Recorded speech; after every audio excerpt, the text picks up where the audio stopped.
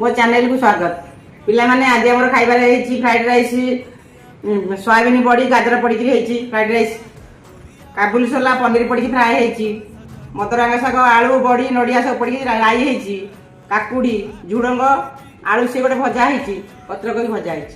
चल खाई टेस्ट करवा केमती लगुच।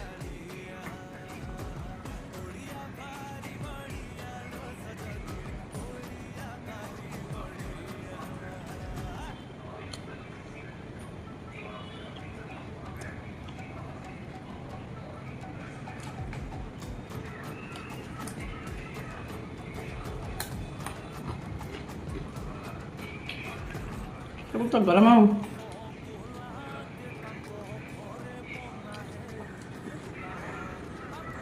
सब बढ़िया फर्स्ट क्लास पिला माने मो चैनल को लाइक करो, सब्सक्राइब करो, कमेंट करो।